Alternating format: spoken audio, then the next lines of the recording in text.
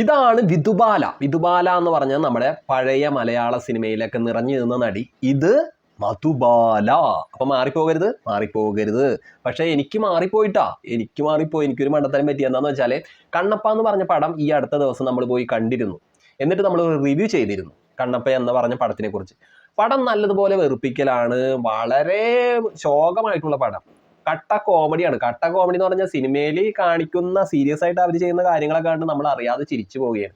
വിഷ്ണു മഞ്ജു നായകനായിട്ട് അഭിനയിച്ച സിനിമയാണ്. വിഷ്ണു മഞ്ജുവിന്റെ സ്ക്രിപ്റ്റ് ഒക്കെ വളരെ ശോകം, അദ്ദേഹത്തിന്റെ അഭിനയം വളരെ വെറുപ്പിക്കൽ.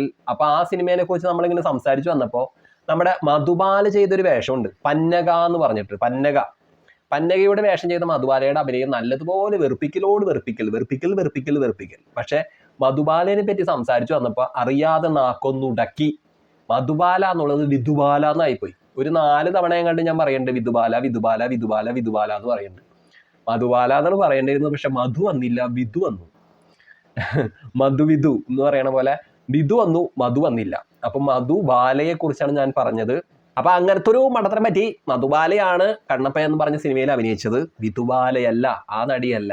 മധുബാലയുടെ അഭിനയം വളരെ മോശമാണ്. മധുബാല എന്ന് പറഞ്ഞ നടി നല്ലതുപോലെയൊക്കെ അഭിനയിക്കുന്ന ഒരു താരം തന്നെയാണ്. റോജ എന്ന് പറഞ്ഞ സിനിമയൊക്കെ കണ്ട് എല്ലാവർക്കും മനസ്സിലാവും. അതുപോലെ യോധയിൽ അഭിനയിച്ചില്ലേ മധുബാല, സൂപ്പറായിട്ട് അഭിനയിക്കുന്ന നടി തന്നെയാണ്. പക്ഷെ എന്തോ ഇതിന്റെ സംവിധായകൻ ചിലപ്പോൾ പറഞ്ഞു കൊടുത്തതായിരിക്കാം ഇങ്ങനെ ചെയ്യണം, എന്നാലാണ് ജനങ്ങൾക്ക് ഇഷ്ടപ്പെടുള്ളൂ. അപ്പൊ അതുകൊണ്ട് ആ പാവം സ്ത്രീ അതേപോലെ അഭിനയിച്ചു. അപ്പൊ ജനങ്ങൾക്ക് നല്ലതുപോലെ ഇഷ്ടമായി. അപ്പൊ ഓക്കെ, ടാറ്റാ, ബൈ ബൈ.